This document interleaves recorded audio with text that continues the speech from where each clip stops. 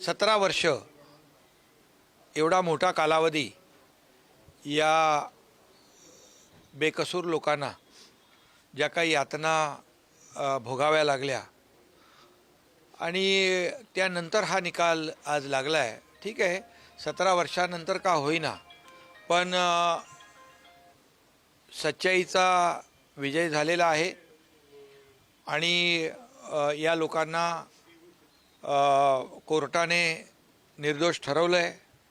संशयावर केवळ आरोपी बनवता येणार नाही आणि सजाही देता येणार नाही असा कोर्टाने निकाल दिला आहे। कोर्टाचं मी पुन्हा एकदा मनापासून स्वागत करतो। त्याचबरोबर जेव्हा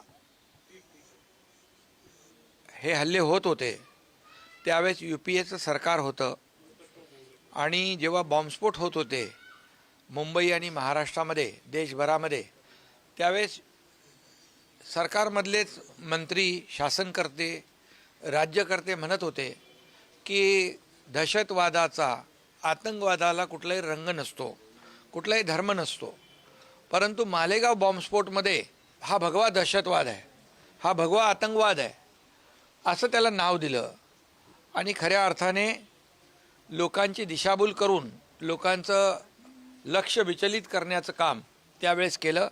केवळ आणि केवळ वोट बँकेची राजनीती त्यावेळेस केली आणि भगव्यालाही आणि हिंदुत्वालाही अपमानित करण्याचं काम, कलंकित करण्याचं काम आणि आरोपीच्या पिंजऱ्यात उभं करण्याचं काम त्या काळातल्या UPA सरकारने केलं। हे अतिशय दुर्दैवी आहे आणि अतिशय खऱ्या अर्थाने हे एक षडयंत्र होतं, एक कारस्थान होतं आणि एक साजिश होती आणि त्यामध्ये या लोकांना गोवलं गेलं।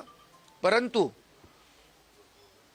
जे लोक भगवा आतंकवाद, भगवा दहशतवाद म्हणाले त्याला न्यायालयाने एक करारा जवाब, एक चांगली मोठी चपराक आजच्या निर्णयाने दिलेली आहे।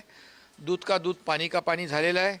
सत्याचा विजय झाला आहे आणि मी म्हणेन की सत्य परेशान हो सकता है लेकिन सत्य पराजित नहीं हो सकता है, हे आजच्या कोर्टाच्या निकालाने दाखवून दिलेलं आहे।